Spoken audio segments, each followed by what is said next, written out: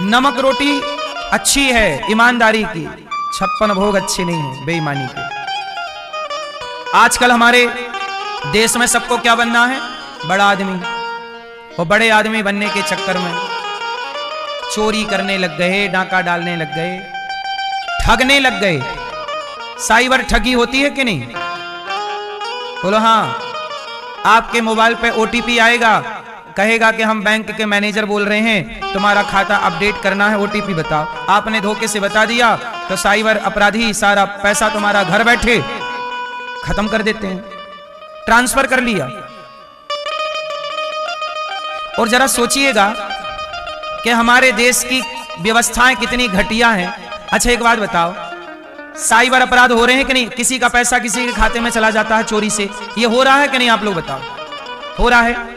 जबकि इसे पकड़ना बहुत आसान है, क्योंकि बैंक का पैसा आपके खाते का यदि कहीं गया होगा तो किसी ना किसी खाते पे गया होगा, वो खाते पे सब जानकारियां होती हैं। तो ऐसे अपराधियों को तो तुरंत पकड़ा जा सकता है कि तुम्हारा पैसा किस खाते पे गया, तुरंत पकड़ लिया जाए। लेकिन ये भारत की व्यवस्था नहीं पकड़ पाती। सोचिए, इतना लचीला कानून है, जबकि खाते को पकड़ना बहुत आसान होता, तुरंत 1 मिनट में तो निकल आता है कि पैसा कहां ट्रांसफर हुआ है, किसके नाम पे वो खाता है, वहां से पैसा कहां गया, तुरंत वो आदमी पकड़ा जाएगा। लेकिन नहीं, भारत में रोज ठगी हो रही है। ओटीपी बताओ जरा, पैसा खत्म।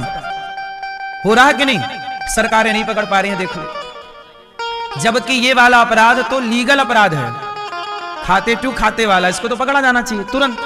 लेकिन हमारे देश का कानून वही अंधा है, उसे कुछ दिखता ही नहीं है ना। तो मैंने वीडियो बंद कर दी है, अब इस आप लोगों को आवाज़ सुनाई नहीं देगी। तो जो जो सब्सक्राइब करेगा ना, उसके फ़ोन में आवाज़ आने लग जाएगी। अगर आपके फ़ोन में भी आवाज़ नहीं आ रही तो सब्सक्राइब कर दो, देखो आवाज़ अपने आप चालू हो जाएगी। आप जैसे ही सब्सक्राइब करोगे आवाज़ अपने आप आने लगेगी। देखो बहुत से लोगों के फ़ोन में आवाज़ आ रही है, आपके फ़ोन में अगर अभी तक आवाज़ नहीं आ रही तो आपने सब्सक्राइब नहीं किया, सब्सक्राइब कर दो, सब्सक्राइब करो करो करो। या तो दिखता नहीं है या वो देखना नहीं चाहता। कामचोर है कानून। क्यों? कुल मिलाकर हम आपको केवल ये बता रहे हैं कि ईश्वर की अदालत में ऐसा ना होगा मेरी मां। ईश्वर की अदालत में तो चाहे तुम भगवान के बाप हो या भगवान के बेटे, जो किया है वसुदेव जी 18 साल जेल में रहे, भगवान कृष्ण के पिता। बोलो हाँ। क्यों पिता रहे?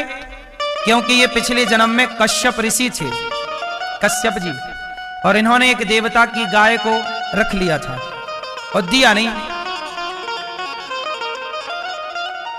लगभग 18 साल तक उस गाय को अपने पास रखे रहे।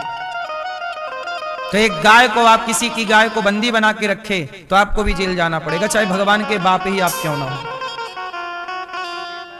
ईश्वर की अदालत में कोई बड़ा छोटा, इसलिए कहता हूं कि यहां की अदालतें तो अंधी हैं, यहां का सिस्टम अंधा है। परमात्मा की आंखें सब देख रही हैं, सबको देख रही हैं। इसलिए बचो, क्योंकि वहां, यहां तो बच जाओगे पर वहां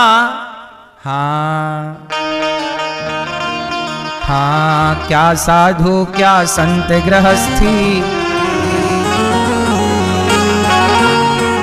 हाँ क्या साधु क्या संत गृहस्थी, क्या राजा क्या रानी, क्या साधु क्या संत गृहस्थी, क्या राजा क्या रानी।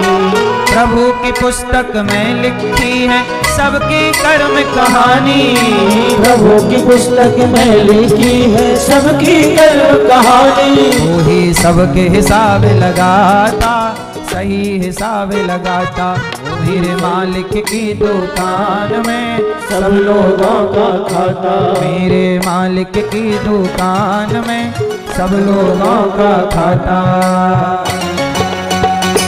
जय हो।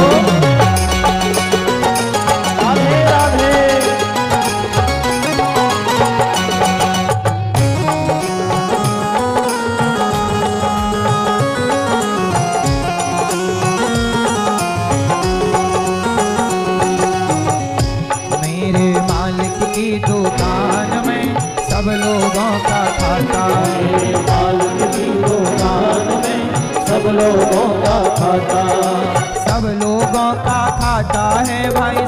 लोगों का खाता। सब लोगों का खाता है भाई, सब लोगों का खाता। जो नर जैसा कर्म करेगा वैसा ही फल पाता। जो नर जैसा कर्म करेगा वैसा ही फल पाता। मेरे मालिक की दुकान में सब लोगों का खाता। मेरे मालिक की दुकान में सब लोगों का खाता।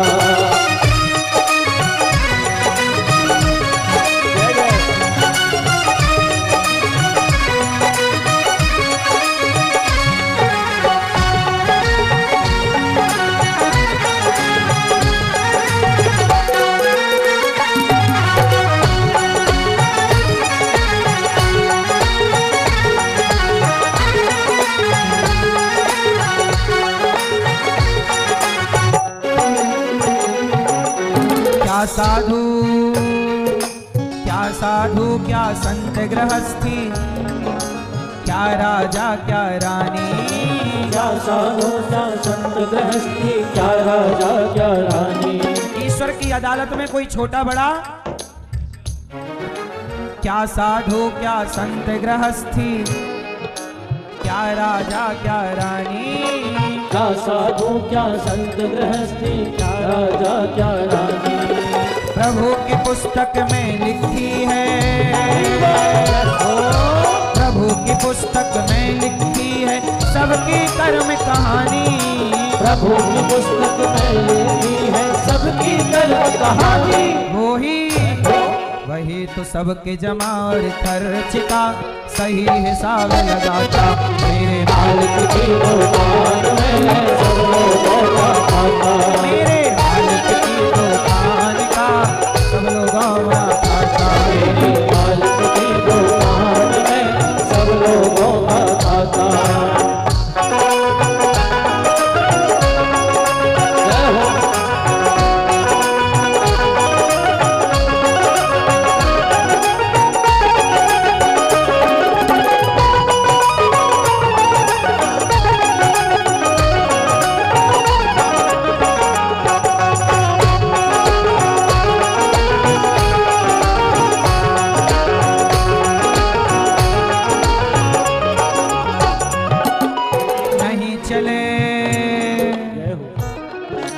नहीं चले उसके घर रिश्वत, नहीं चले चालाकी। नहीं चले उसके घर रिश्वत, नहीं चले चालाकी। नहीं चले उसके घर रिश्वत, नहीं चले चालाकी। नहीं चले उसके घर रिश्वत, नहीं चले चालाकी। उसके अपने लेन देन की, अपने लेन देन की रीत बड़ी है बाकी। उसके अपने लेन देन की रीत बड़ी है बाकी। पुण्य का बेड़ा पार करें, पाप की नाव डुबाता। मेरे मालिक की दुकान में सब लोगों का खाता। मेरे मालिक की दुकान में सब लोगों का खाता। मेरे मालिक की दुकान में सब लोगों का खाता।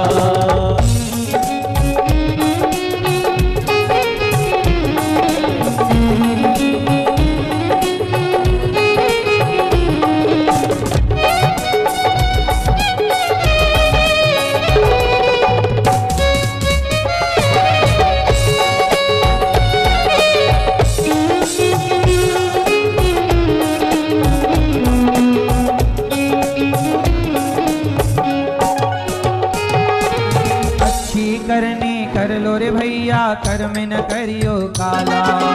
अच्छी करनी कर लो रे भैया, कर्म न करियो काला। अच्छी करनी ए मैया, अच्छी करनी कर लो रे मैया, कर्म न करियो काला। अच्छी करनी कर लो रे भैया, कर्म न करियो काला। अच्छी करनी कर लो रे भैया, कर्म न करियो काला। अच्छी करनी कर लो रे भैया, कर्म न करियो काला। क्यों क्यों लाख आंख से, एक नहीं, दो नहीं, तीन नहीं, लाख आंख से देख रहा है तुझे देखने वाला। हाँ, लाख आंख से देख रहा है तुझे देखने वाला। धर्म का करते बेड़ा पार है, पाप की नाव डुबाता। मेरे मालिक की दुकान में सब लोगों का खाता। मेरे मालिक की दुकान में सब लोगों का खाता। मेरे मालिक की दुकान में सब लोगों का खाता। मेरे मालिक की दुकान में सब लोगों का खाता। मेरे मालिक की दुकान में सब लोगों का खाता।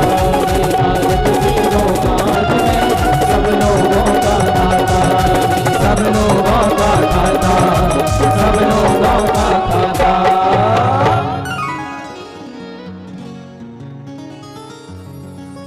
बड़े बड़े कानून प्रभु के, बड़ी बड़ी मर्यादा।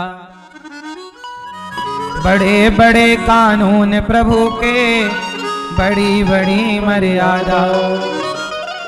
किसी को कौड़ी कम नहीं देता, किसी को दमड़ी ज्यादा। किसी को कौड़ी कम नहीं देता, किसी को दमड़ी ज्यादा। समझदार तो चुप रह जाता, मूर्ख शोर मचाता। मेरे मालिक की दुकान में सब लोगों का खाता। इसलिए कुंती बुआ बोली, प्रभु हमें सुख नहीं चाहिए, विपत्ति दे दो। क्या दे दो? आप लोग भगवान से क्या चाहते हैं? इतना चाहो कि प्रभु हम आपको कभी भूलें ना। काम करो अपने, पर ईश्वर को याद रखो बस। आदत बुरी सुधार लो, हो गया भजन। मन की तरंग मार लो, बस हो गया भजन। भीष्म पितामह ने बुआ को अपने आप को दे डाला। अच्छा, भगवान से बुआ ने क्या मांगा? हमें दुख दे दो, और भगवान किसी को दुख नहीं देते। अच्छा ये बताओ, आपके जीवन में जो दुख आते हैं वो दुख आपको कौन देता है? भगवान देते हैं, देवता देते हैं, आपके रिश्तेदार देते हैं, या आपके अपने कर्म देते हैं? जोर से, कौन देता है? कौन?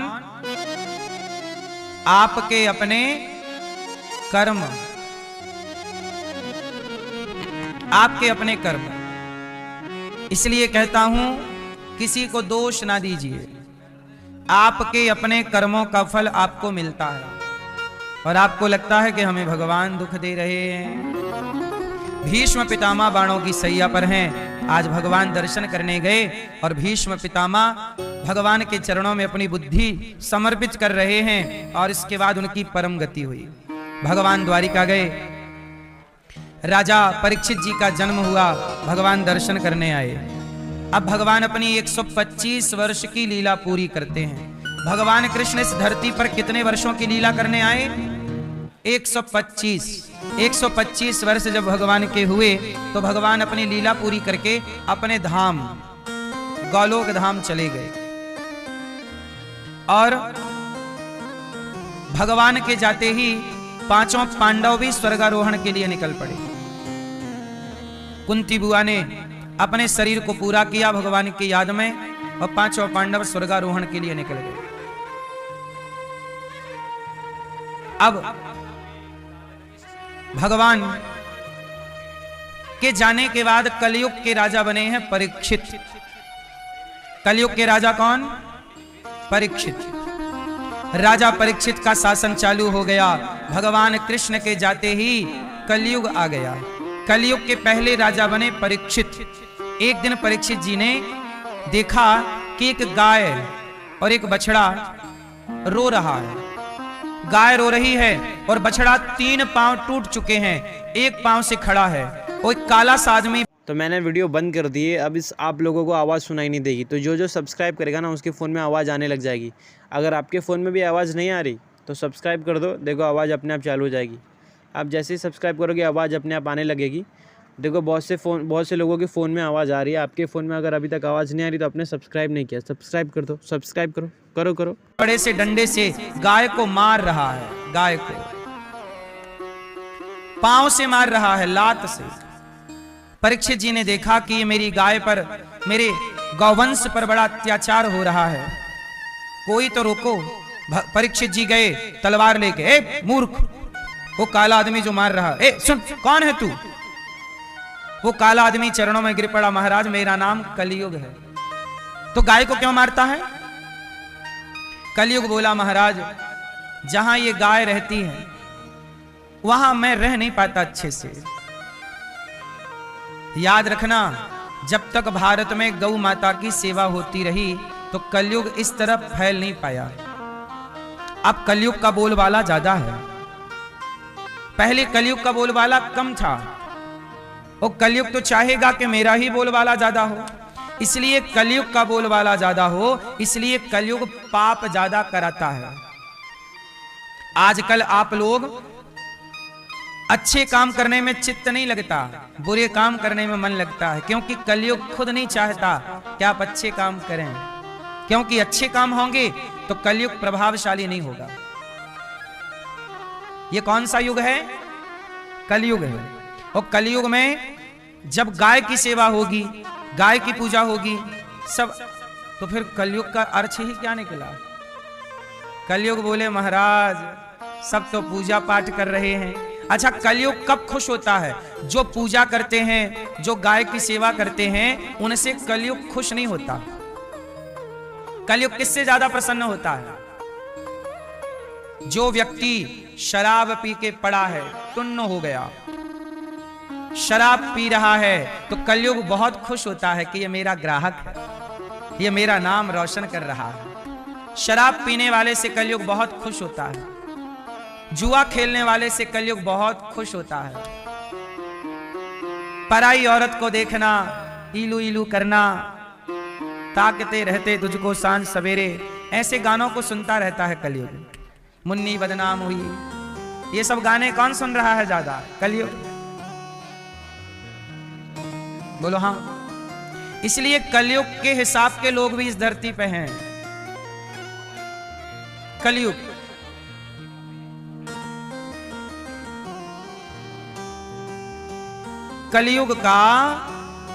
कलयुग किन से ज्यादा खुश है? जो जुआ खेल रहे हैं, शराब पी रहे हैं, पराई औरत के चक्कर में, पराई पुरुष के चक्कर में जो बेईमानी से पैसा कमा रहे हैं।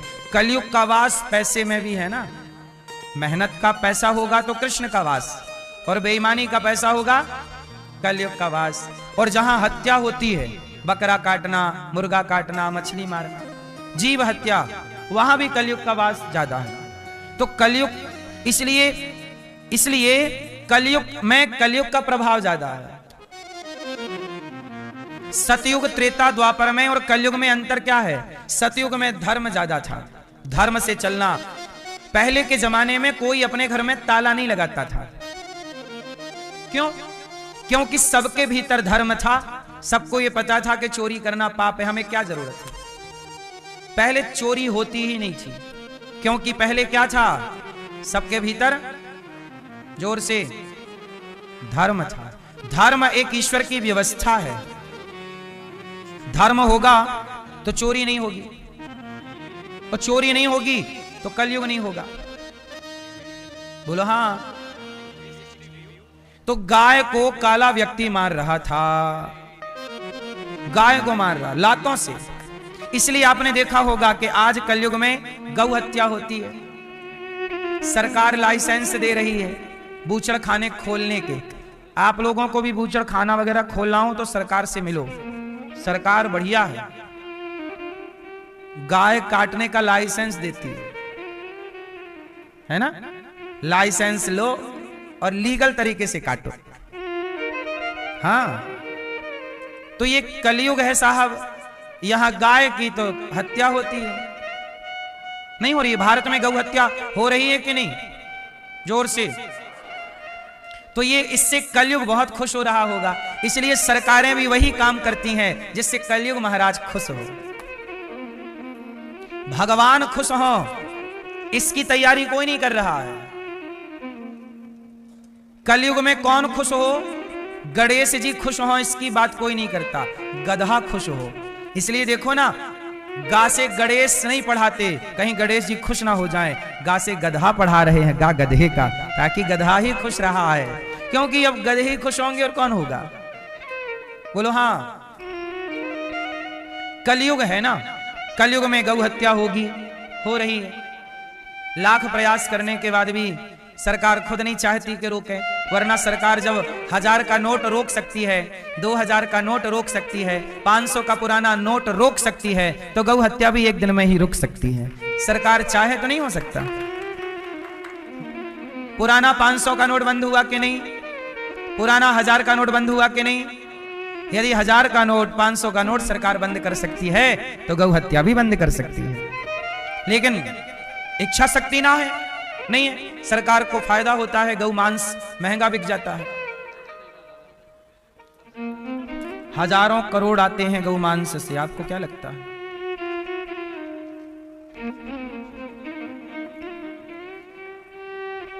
तो कलयुग में गाय को कलयुग मार रहा था बछड़ा। बछड़ा मतलब कौन? बताओ, बछड़ा किसे कहते हैं? नंदी, बैल। नंदी मतलब जोर से, जोर से, बैल है, बैल वैल नहीं होता। नंदी मतलब धर्म। शंकर जी का वाहन क्या है? शंकर जी का वाहन नंदी नहीं है, शंकर जी का वाहन धर्म है। नंदी क्या है? धर्म का ही स्वरूप है नंदी। इसलिए उसे नंदी ना, उसे नंदी को केवल नंदी और बैल ही ना समझा जाए। हम ये बात केवल इसलिए कोड कर रहे हैं कि आप बैल को केवल बैल ना समझे रहे, नंदी को केवल नंदी ना समझे रहे। हमारे सनातन में नंदी को धर्म कहते हैं। शंकर जी किस पे सवार होते हैं? बैल मतलब नंदी मतलब धर्म, वो धर्म का प्रतिनिधि है। इसलिए शंकर जी किस पर सवार हैं? धर्म पर। और धर्म के पांव कितने होते हैं? 4। नंदी के 4 पांव, धर्म के 4 चरण। सत्य, बोलो सत्य, दया, दान, तप, ये धर्म के 4 पांव हैं। इसलिए नंदी के 4 चरण होते हैं। इसलिए शंकर जी के मंदिर में शंकर जी अंदर होते हैं और नंदी बाहर होता है। तो मानो ये कहना है कि जिसके जीवन में बाहरी व्यवहार में धर्म होगा, उसी के भीतर भगवान होंगे। यदि आपके जीवन में धर्म नहीं है, तो भगवान का क्या दर्शन होगा? मंदिर जाओगे तो पहले शिव का दर्शन होगा कि धर्म का? धर्म अर्थात नंदी। बोलो किसका दर्शन होता है? धर्म का। तो जिसके जीवन में धर्म ना होगा, उसके जीवन में भगवान कैसे होंगे? तो पहले धर्म का दर्शन होगा, फिर आपके जीवन में, आपके व्यवहार में, आपके आचरण में यदि धर्म नहीं होगा, तो भगवान कैसे होंगे? आज भगवान क्यों नहीं किसी को महसूस हो रहे हैं, दिख रहे हैं? क्यों? क्योंकि धर्म का आचरण नहीं है। सब भगवान को पाना चाहते हैं, पर धर्म से कोई नहीं चलना चाहता। धर्म से चलोगे तो 4 बातों का ख्याल रखना पड़ेगा। धर्म का पहला पांव है सत्य। सत्य बोलना है, दया करना है, सत्य, दया, दान, नित्य दान और तप। ये 4 यदि आपके जीवन में है, तो ही आप धर्म के रास्ते पर हैं। और ये 4 नहीं है, तो आप धर्म के रास्ते पर नहीं हैं। सत्य, वाणी में सत्य हो, हृदय में दया हो, सत्य दया, हाथों पे दान हो, और जीवन में तपस्या हो, तपस्वी जीवन। तपस्या क्या? हर परिस्थिति में हम रहें। आजकल आप लोग सुख के आदी हो गए हैं। आप लोग क्या हो गए? सुख के आदी। सुख के आदी मतलब पैसों में आदमी बिक जा रहा है। क्या हो रहा है? बिक जाता है। अभी सुनो, अमेरिका के राष्ट्रपति ट्रंप ने एक दूसरे देश के राष्ट्रपति को रातों रात उठवा लिया। बोलो हाँ। क्यों उठवा लिया जानते हैं? क्योंकि उस देश के कुछ लोग अपने देश से गद्दारी कर दिए। मिल गए ना ट्रंप से। भाई जब तक कहते ना घर का भेद ही लंका ढाहे, जब तक घर का व्यक्ति भेद ना बताए तो किसी को भेद का पता। तो अब उन लोगों ने क्या किया कि अपने देश से गद्दारी करके और खुफिया जानकारी देते रहे। अभी चाइना के एक अधिकारी, बड़े अधिकारी जिनके अंडर में सेना थी, चाइना के उस अधिकारी को ट्रंप ने खरीद लिया और वहां की जानकारी लेता रहा, खुफिया जानकारी। तो जीवन में परेशानियां तब होती हैं जब आप ईमानदारी से नीचे गिर जाते हैं। अब बताओ, अपने देश से गद्दारी करना यह धर्म था कि अधर्म था? अधर्म है। किसी भी देश का कोई व्यक्ति अपने देश से गद्दारी कर रहा है, वो क्या है? इसलिए कहता हूं कि धर्म से चलना चाहिए। प्राण जाएं तो जाएं, पर हम अपने वतन से गद्दारी। लेकिन आजकल आदमी पैसों में बिक जा रहा है। पैसा दे दिया जाए तो हमारे कितने लोग ऐसे पकड़े गए जो भारत में रहते थे और पाकिस्तान के लिए जासूसी करते थे। बोलो हां। तो जासूस पकड़े गए, रह रहे भारत में, रोटी खा रहे हैं भारत की और जासूसी कर रहे हैं पाकिस्तान की, भारत की खुफिया जानकारी दे रहे हैं पाकिस्तान को। ये देश से गद्दारी है। इसलिए कहते हैं जिसके अंदर धर्म ना होगा उसके भीतर भगवान ना होंगे। इसलिए कहता हूं प्राण जाएं तो जाएं, पर धर्म ना जाए। आप लोग धर्म से चलो। इसलिए बार बार क्या कह रहा हूं मैं एक ही बात को, किससे चलो? धर्म से। आज आप लोग झूठ बोलने लग गए हैं, क्या यह धर्म है? एक एक रुपया के लिए व्यक्ति झूठ बोल रहा है।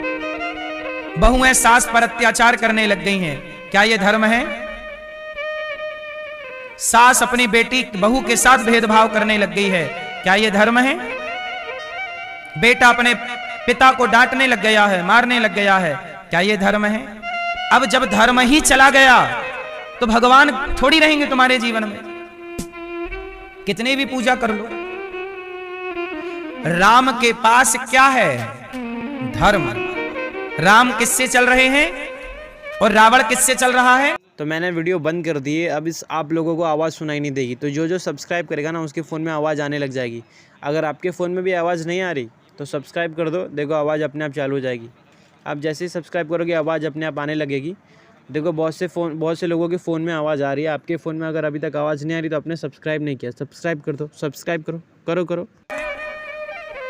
इसलिए आपसे प्रार्थना पुनः, राम की तरह जीवन जीना है तो गरीबी आए तो आए, पैसे का मोह ना कीजिएगा। क्योंकि कई बार पैसों के लिए व्यक्ति बिक जाता है। पैसों का मोह होगा तो आप राष्ट्र प्रेम नहीं कर सकते। पैसों का मोह होगा तो कल पैसे का लालच दे के कोई भी आपको खरीद लेगा। पैसों में स्त्रियां बिक गईं। जिन स्त्रियों को आप वैश्या कहते हैं वो पैसों में बिक गईं, इसलिए तो वैश्या कहते हैं, वरना नारी को तो सती भी कहा जाता है। बोलो हां। जो नहीं बिकी, जो धर्म से चली, उन्हें पतिव्रता कहा जाता है, सती कहा जाता है। और जो पैसों में बिक गए उन्हें वैश्या कहा जाता है। इसलिए पैसे का मोह, पैसा कमाना अच्छी बात है, धर्म से कमाइए, ईमानदारी से कमाइए। पैसे के लिए बिकिए मत। हमारे देश में कुछ लोग पैसों के लिए बिक गए थे तो झांसी की रानी को धोखा दे दिया था। पैसों के लिए बिक गए तो पृथ्वीराज को धोखा दे दिया। बोलो हां। पैसों के लिए बिक गए, महाराणा प्रताप को धोखा दे दिया। कितने गद्दारों की कथा भारत में ही मिलती है। तो बिकते ना पैसों, यदि धर्म, अच्छा एक बात बताऊं, धर्म जिसके अंदर होगा उसे खरीदा नहीं जा सकता। धर्म वाले व्यक्ति को खरीदा, जिसके अंदर धर्म नहीं होगा वो बिकाऊ होगा। यदि आप बिक गए तो धर्म कहां है? इसलिए कहता हूं इतने सस्ते ना होइएगा कि आपको कोई भी खरीद ले, इतने महंगे बनिएगा कि कोई भी कीमत आपको कभी खरीद ना सके। सदा धर्म पर रहिएगा। सदा किस पर रहेंगे? धर्म। प्राण जाए पर धर्म न जाए, प्राण जाए पर धर्म न जाए। धर्म चला गया तो प्राणों का करोगे क्या? बोलो। एक आदमी पराई औरत के संग पकड़ा गया। अब पराई औरत के संग पकड़ा गया तो बताओ उसका धर्म चला गया कि बचा? अब धर्म चला गया, समाज में मुंह दिखाने के लायक नहीं। अब जब समाज में मुंह दिखाने के योग्य नहीं तो बताओ अब वो जी के भी करेगा क्या? ऐसा जीवन किस काम का जिस जीवन में धर्म ही ना हो। समाज में सर उठा के वही जीता है जो चरित्रवान हो। और चरित्र क्या है? धर्म। राम चरित्र सुनबे को रसिया।